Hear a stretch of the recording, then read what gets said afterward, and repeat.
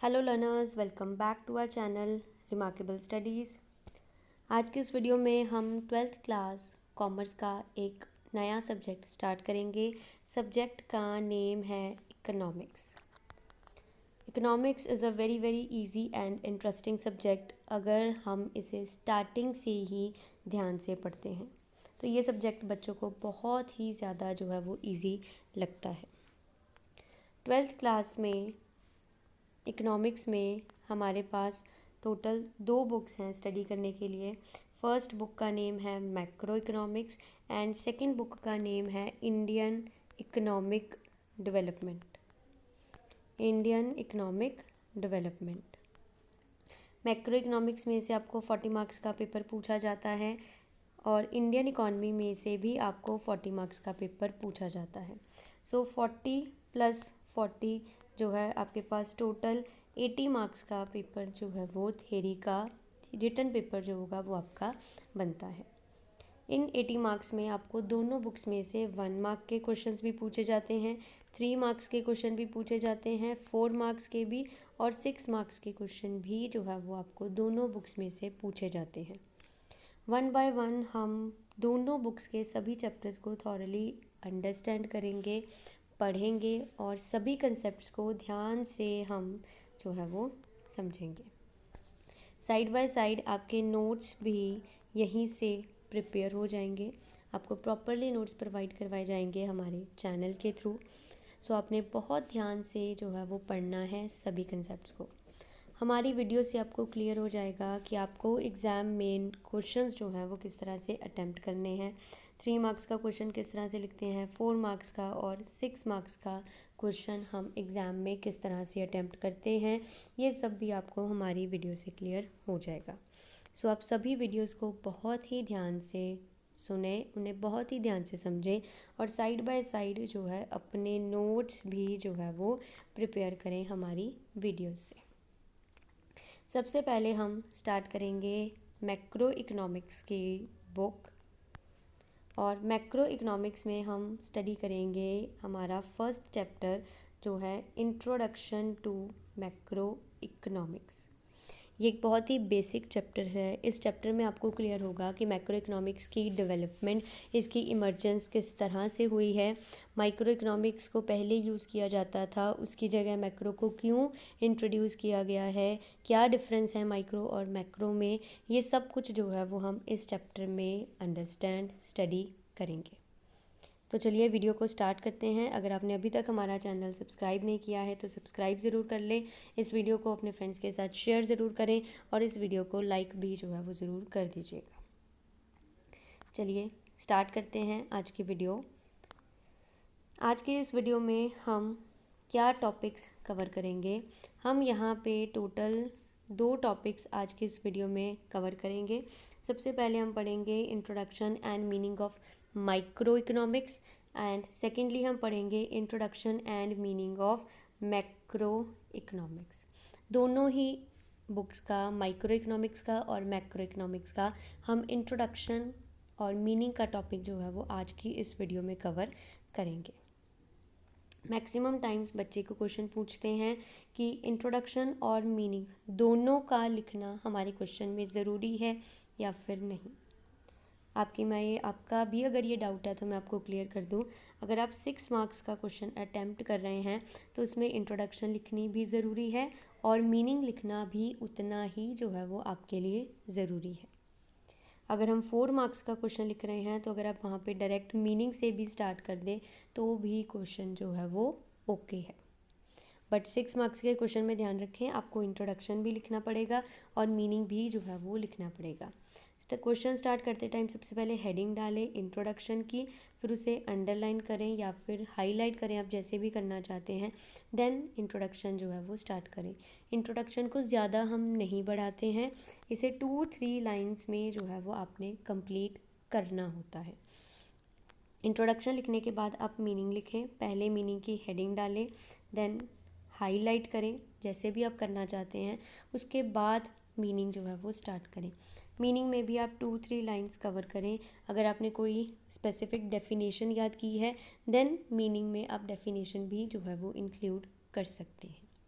Okay, सो आपको clear कर दिया है इंट्रोडक्शन और मीनिंग आप किस तरह से कौन से क्वेश्चन में जो है वो आप लिखेंगे। चलिए स्टार्ट करते हैं। सबसे पहले हम स्टार्ट करेंगे इंट्रोडक्शन टू माइक्रो इकोनॉमिक्स से। हम माइक्रो इकोनॉमिक्स का मीनिंग इतना ज़्यादा डिटेल में हम नहीं समझेंगे, क्योंकि ये आपने ऑलरेडी जो है वो +1 में पढ़ा हुआ है। आपको अगर एग्ज़ाम में 12th क्लास में कोई भी क्वेश्चन पूछा जाएगा माइक्रो इकोनॉमिक्स से रिलेटेड, तो वो सिर्फ़ और सिर्फ उसका मीनिंग पूछा जाएगा, ठीक है, या डिफरेंस में पूछा जाता है, या जो भी टॉपिक्स आप हमारी वीडियोस में पढ़ेंगे सिर्फ उन्हीं में ही जो है वो माइक्रो इकोनॉमिक्स के बारे में पूछा जाता है। जो ज़्यादा आपने इकोनॉमिक्स में माइक्रो इकोनॉमिक्स के बारे में अब नहीं पढ़ना है, ज़्यादा ध्यान आपने मैक्रो इकोनॉमिक्स के ऊपर देना है। सबसे पहले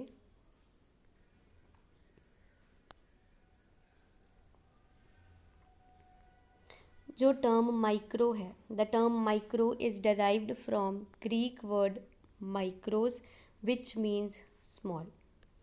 जो ये वर्ड है माइक्रो इकोनॉमिक्स का माइक्रो, ये वर्ड ग्रीक लैंग्वेज के वर्ड से लिया गया है।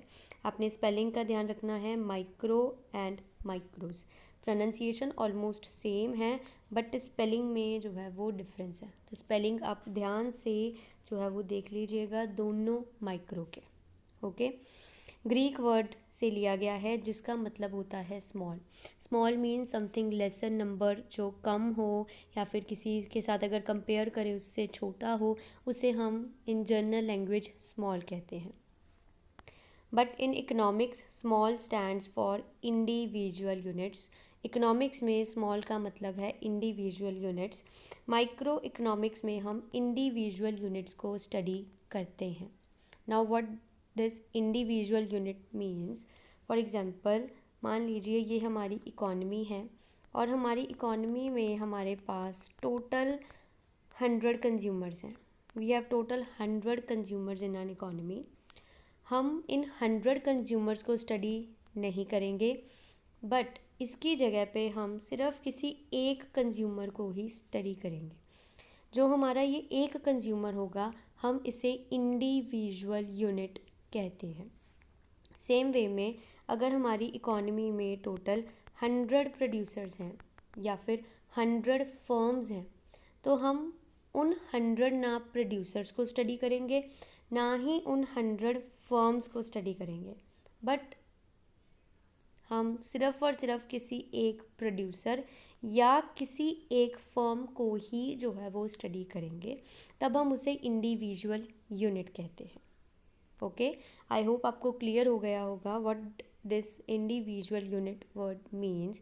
इंडिविजुअल यूनिट मीन्स कि हमने पूरे ग्रुप को स्टडी नहीं किया, उसमें से सिर्फ किसी एक पर्सन, किसी एक फर्म या किसी एक इंडस्ट्री को ही जो है वो स्टडी किया है, तब हम उन्हें जो है वो इंडिविजुअल यूनिट्स कहते हैं।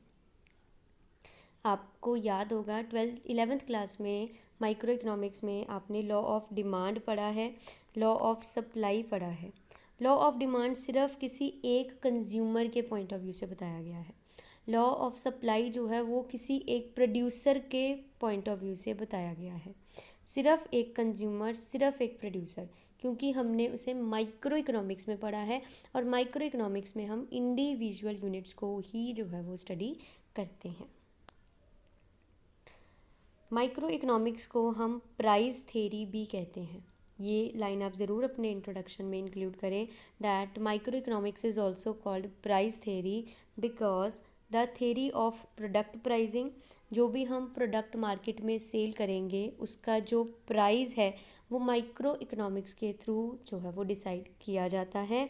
और इसी के साथ जो हमारी फैक्टर प्राइजिंग होती है, फैक्टर प्राइजिंग मीन्स जो हमारे पास 4 फैक्टर्स ऑफ प्रोडक्शन है, land, labour, capital and entrepreneur. इनका क्या प्राइस रखा जाएगा, लैंड के लिए कितना रेंट दिया जाएगा, लेबर को कितने वेजेस दिए जाएंगे, कैपिटल के ऊपर कितना इंटरेस्ट जाएगा, एंटरप्रेन्योर को कितना प्रॉफिट मिलेगा, ये सब कुछ जो है वो माइक्रो इकोनॉमिक्स में ही जो है वो डिसाइड किया जाता है। So that's why it is also called price theory. So class this was all about the introduction of macro economics. Introduction में हमने 4 पॉइंट्स को स्टडी किया है। सबसे पहले हमने पढ़ा ये कौन से वर्ड से लिया गया है, स्मॉल का क्या मतलब है। माइक्रो इकोनॉमिक्स में हम इंडिविजुअल यूनिट्स को स्टडी करते हैं। देन इसका अदर नेम, इसे प्राइस थ्योरी भी जो है वो कहा जाता है। Next we come to the meaning of microeconomics. In microeconomics, economic problems are studied at the level of an individual unit. Micro economics में हम इकोनॉमिक प्रॉब्लम्स को स्टडी करते हैं। प्रॉब्लम्स मीन्स परेशानियाँ, दिक्कतें, एंड इकोनॉमिक का मतलब है इकॉनमी में रहते हुए हमें जिन प्रॉब्लम्स को फेस करना पड़ता है वो हमारी इकोनॉमिक प्रॉब्लम्स बन जाती हैं। फॉर एग्ज़ाम्पल, हमारे पास अगर 100 रुपीज़ हैं, हम इन 100 रुपीज़ को किस तरह से स्पेंड करें कि हमारी जो सेटिस्फेक्शन है वो ज़्यादा से ज़्यादा हो। हम अपना अर्निंग सोर्स बढ़ाना चाहते हैं, इनकम बढ़ाना चाहते हैं, तो कैसे बढ़ाएं, ये हमारे लिए एक प्रॉब्लम है। हमारी जीडीपी ग्रोथ नहीं हो रही है, ये भी एक प्रॉब्लम है। हमारी इकॉनमी में पॉवर्टी बढ़ती जा रही है, ये भी एक प्रॉब्लम है। अनएम्प्लॉयमेंट बढ़ती जा रही है, ये भी एक प्रॉब्लम है। जब हम इन सभी प्रॉब्लम्स को सिर्फ़ और सिर्फ किसी एक इंडिविजुअल के लेवल पे पढ़ते हैं, ओनली एन इंडिविजुअल, सिर्फ किसी एक पर्सन के पॉइंट ऑफ व्यू से, उसे हम माइक्रो इकोनॉमिक्स में जो है वो अंडरस्टैंड करते हैं। इंडिविजुअल लेवल में हम क्या इंक्लूड करते हैं, इसमें हम इंक्लूड करते हैं a house hold. House hold की जहाँ भी बात हो वहाँ पे जो बात है वो हमेशा कंज्यूमर की होती है। अ फर्म, किसी एक फर्म को अंडरस्टैंड करते हैं या फिर किसी एक इंडस्ट्री को अंडरस्टैंड करते हैं। अभी ये तीनों पॉइंट्स आपको अभी मैंने लास्ट इंट्रोडक्शन में भी बताए हैं कि जब हम सिर्फ किसी एक इंडिविजुअल को, किसी एक कंज्यूमर को, किसी एक फर्म को, किसी एक प्रोड्यूसर को, किसी एक इंडस्ट्री को ही सिर्फ और सिर्फ अंडरस्टैंड करते हैं, तब हम उसे जो है वो माइक्रो इकोनॉमिक्स कहते हैं। Micro economics is the study of how people use money and resources on small scale, that is at individual level. Micro economics में हम पढ़ते हैं कि लोगों के पास जो मनी है या फिर अगर उनके पास कोई भी ऐसा रिसोर्स है जिसे वो यूज़ कर सकते हैं, उसे स्मॉल स्केल पे एक इंडिविजुअल के लेवल पे किस तरह से यूटिलाइज़ करते हैं, ये सब कुछ हम माइक्रो इकोनॉमिक्स में पढ़ते हैं। नेक्स्ट, माइक्रो इकोनॉमिक्स में हम क्या इंक्लूड करते हैं। माइक्रो इकोनॉमिक्स में हम टोटल 2 बातें इंक्लूड करते हैं, micro economic theory and micro economic variable. Now सबसे पहले हम पढ़ेंगे what is micro economic theory.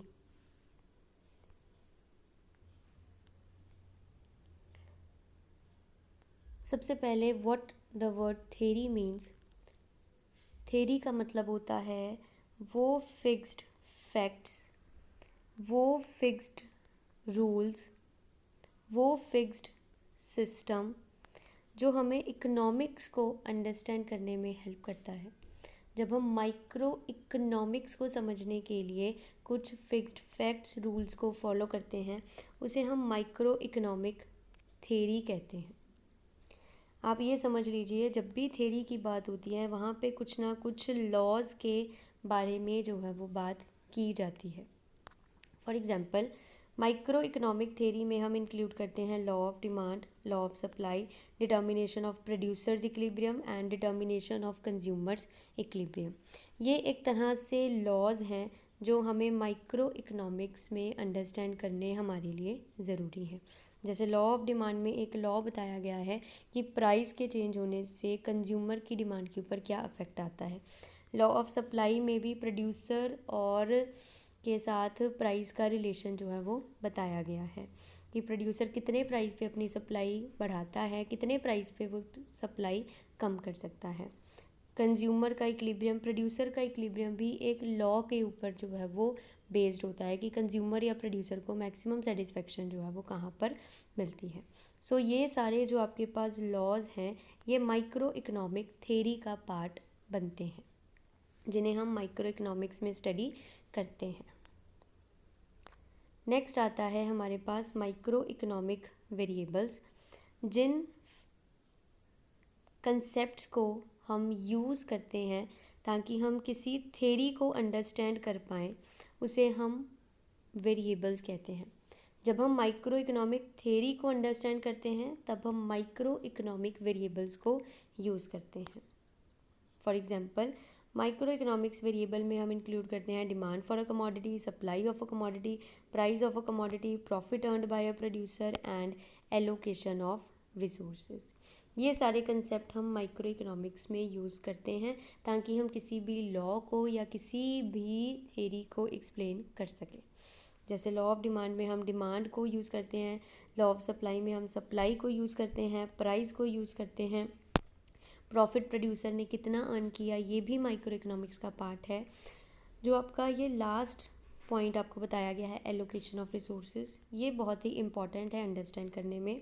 बच्चों को मैक्सिमम टाइम कन्फ्यूजन रहती है कि एलोकेशन ऑफ रिसोर्सेज जो है वो माइक्रो इकोनॉमिक्स का पार्ट है या फिर मैक्रो का। Allocation of resources and utilisation of resources, ये दो कंसेप्ट हैं जिसमें हमेशा बच्चों को कन्फ्यूजन रहती है। सो हमारा जो नेक्स्ट पार्ट होगा जिसमें हम डिफरेंस पढ़ेंगे माइक्रो और मैक्रो के बीच, उसमें हम इन दोनों पॉइंट्स को भी जो है वो थॉरली स्टडी करेंगे। सो आप नेक्स्ट पार्ट ज़रूर देखें इस पॉइंट को समझने के लिए, क्योंकि ये पॉइंट आपको 1 मार्क में जो है वो पूछा जाता है कि ये माइक्रो इकोनॉमिक्स का पार्ट है या फिर मैक्रो इकोनॉमिक्स का पार्ट है। चलिए अब चलते हैं नेक्स्ट टॉपिक के ऊपर। नेक्स्ट टॉपिक है हमारे पास introduction to macro economics.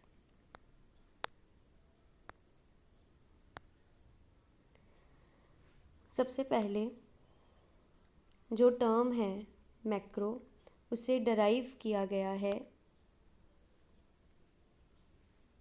Greek language के वर्ड मैक्रो से, जिसका मतलब है लार्ज। यहाँ पर भी अपने स्पेलिंग का ध्यान रखना है। मैक्रो जो इकोनॉमिक्स का नेम है और किस लैंग्वेज के वर्ड से लिया गया है, दोनों के स्पेलिंग में फ़र्क है, तो ध्यान रखें। मैक्रोज का मतलब होता है लार्ज। लार्ज मीन्स बड़ा, समथिंग मोर इन नंबर, उसे हम लार्ज कहते हैं। इकोनॉमिक्स में लार्ज का मतलब होता है economy as a whole. Economy as a whole. Macroeconomics deals with the economy in its totality. जब हम टोटली हमारी पूरी इकोनॉमी को अंडरस्टैंड करते हैं, उसे हम मैक्रो इकोनॉमिक्स कहते हैं। फॉर एग्जांपल, ये हमारी इकोनॉमी है और इसमें हमारे पास टोटल 100 कंज्यूमर्स हैं। अगर हम इसमें से किसी एक कंज्यूमर को स्टडी करें then it will become microeconomics. But अगर हम सभी 100 कंज्यूमर्स को स्टडी करें तब ये मैक्रो इकोनॉमिक्स बन जाएगी। अगर हम किसी एक प्रोड्यूसर को स्टडी करें तब माइक्रो इकोनॉमिक्स। जब सभी प्रोड्यूसर्स को स्टडी किया जाए तब मैक्रो इकोनॉमिक्स जो है वो बन जाएगी। तभी यहाँ पे इकोनॉमी एज अ होल या फिर टोटलिटी वर्ड जो है वो यूज़ किया गया है कि इन टोटल पूरी की पूरी इकोनॉमी को जो है वो यहाँ पे मैक्रो इकोनॉमिक्स में जो है वो स्टडी किया जाता है। Other name of macro economics is theory of income and employment. ये इसका दूसरा नाम है, theory of income and employment. Income का मतलब है पूरी इकोनॉमी की हमारी कितनी इनकम है, वो भी हम यहाँ पे फाइंड करते हैं। और हमने रिसोर्सेज को किस तरह से एम्प्लॉय किया है, यूटिलाइज किया है, वो भी हम जो है वो मैक्रो इकोनॉमिक्स में पढ़ते हैं। नेक्स्ट आगे चलते हैं, meaning of macro economics. Macro economics is that branch of economic theory. Macro economics वो ब्रांच है इकोनॉमिक थ्योरी की जिसमें हम इकोनॉमिक प्रॉब्लम्स को, हमें क्या इकोनॉमी में रहते हुए प्रॉब्लम्स फेस करनी पड़ रही है, जब हम उसे पूरी की पूरी इकोनॉमी के लेवल से पढ़ते हैं कि पूरी इकोनॉमी को समझा जाए, तब हम उसे मैक्रो इकोनॉमिक्स कहते हैं। It studies all such questions that concerns the welfare of all the residents of a country. Economics का हमेशा यही एक मोटिव रहता है कि हमारी कंट्री के जितने भी रेजिडेंट्स हैं, जितने भी रहने वाले लोग हैं, सभी का जो वेलफेयर है, ठीक है, वो ज़्यादा से ज़्यादा हो। जैसे पॉवर्टी हमारी इकोनॉमी में कम से कम हो, एम्प्लॉयमेंट अपॉर्चुनिटीज़ ज़्यादा से ज़्यादा हो, जीडीपी ग्रोथ जो है वो ज़्यादा हो, equal distribution of income and wealth जो है वो ज़्यादा हो। यही हर बार हमारे इकोनॉमिक्स का जो है वो मेन मोटिव रहता है अगर हम पूरी की पूरी इकोनॉमी को स्टडी करें। Macro economics also studies how government can improve the state of economy of a country. At last हमारी कंट्री को, किसी भी कंट्री को चलाना किसने है? हमारी गवर्नमेंट ने। तो हमारी गवर्नमेंट भी पूरी की पूरी इकोनॉमी के लिए काम करती है, तो उसके लिए मैक्रो इकोनॉमिक्स को अंडरस्टैंड करना उतना ही जो है वो ज़रूरी बन जाता है। सो मैक्रो इकोनॉमिक्स में हमारी गवर्नमेंट ये अंडरस्टैंड करती है कि वो हमारी इकोनॉमी को, हमारी कंट्री को किस तरह से जो है वो इम्प्रूव कर सकती है। नेक्स्ट, जिस तरह से हमने माइक्रो को 2 पार्ट्स में पढ़ा है, सेम वे में हम मैक्रो इकोनॉमिक्स को भी 2 पार्ट्स में स्टडी करते हैं। First is macro economic theory and second is macro economic variable. Theory का मतलब सेम है कि हमें किसी ना किसी फैक्ट को, किसी ना किसी फिक्स्ड रूल को, किसी ना किसी फिक्स्ड सिस्टम को, किसी ना किसी लॉ को हमने यूज़ करना है मैक्रो इकोनॉमिक्स को समझने के लिए। उसे हम मैक्रो इकोनॉमिक थेरी कहते हैं। यहाँ पे कुछ नाम बताए गए हैं, ये एक तरह से आपके चैप्टर्स के नेम हैं जो हम मैक्रो इकोनॉमिक्स में स्टडी करते हैं। जैसे theory of general price level, हमारी इकोनॉमी में जितने भी गुड्स एंड सर्विसेज हैं, इन टोटल जितने भी गुड्स एंड सर्विसेज हैं, उन सभी का हमारी इकोनॉमी में क्या प्राइस है, उसे हम जनरल प्राइस लेवल में अंडरस्टैंड करते हैं। ध्यान दीजिए, किसी एक गुड या किसी एक सर्विस की बात नहीं हो रही है, इन टोटल हमारी इकोनॉमी में जितने भी गुड्स या सर्विसेज हैं उन सभी की यहाँ पे बात हो रही है। टोटल है तो मैक्रो इकोनॉमिक्स का पार्ट है। थ्योरी ऑफ नेशनल इनकम, हमारी पूरी इकोनॉमी की इनकम कितनी है। Theory of international trade, in total हमने कितना इंपोर्ट किया, कितना एक्सपोर्ट किया, वो भी यहाँ पे समझा जाता है।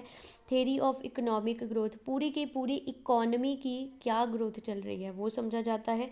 थ्योरी ऑफ एम्प्लॉयमेंट, हमारे पास जितने भी रिसोर्सेज थे हमने उन्हें किस तरह से यूटिलाइज़ किया है, ये भी सब हम मैक्रो इकोनॉमिक्स में पढ़ते हैं। नेक्स्ट, मैक्रो इकोनॉमिक वेरिएबल्स, जिन फैक्ट्स को या फिर जिन कंसेप्ट्स को यूज़ करके हम मैक्रो इकोनॉमिक थ्योरी पढ़ते हैं उन्हें हम मैक्रो इकोनॉमिक वेरिएबल्स जो है वो कहते हैं। फॉर एग्जांपल, ये वो कंपोनेंट्स हैं जो आगे चैप्टर्स में आप यूज़ करोगे कंसेप्ट्स को समझने के लिए। Aggregate demand, aggregate supply, total consumption, total saving and employment of resources. Aggregate का मतलब होता है टोटल, और डिमांड का मतलब होता है कि कंज्यूमर कितने प्राइस पे कितनी क्वांटिटी डिमांड कर रहा है, कितनी ख़रीद पा रहा है। ठीक है, जब हम सभी कस्टमर्स को मिला के समझने की कोशिश करते हैं तब हम उसे एग्रीगेट कहते हैं। जब सभी कस्टमर्स की डिमांड को समझा जाएगा तब उसे एग्रीगेट डिमांड कहते हैं।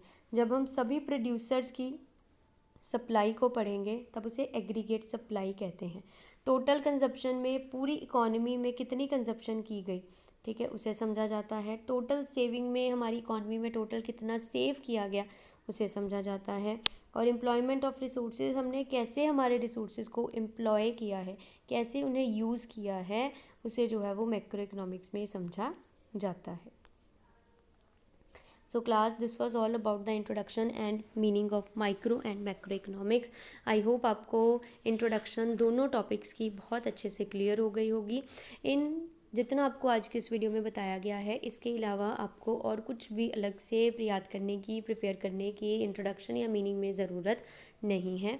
तो आप इसे ही जो है वो ध्यान से पढ़ लें और समझ लें, और आपका जो टॉपिक है यहीं से ही जो है वो सारा प्रिपेयर हो जाएगा। आई होप ये वीडियो आपके लिए हेल्पफुल होगी। अगर आपको वीडियो अच्छी लगे तो वीडियो को लाइक ज़रूर करना, सब्सक्राइब ज़रूर करना और अपने फ्रेंड्स के साथ शेयर भी करना।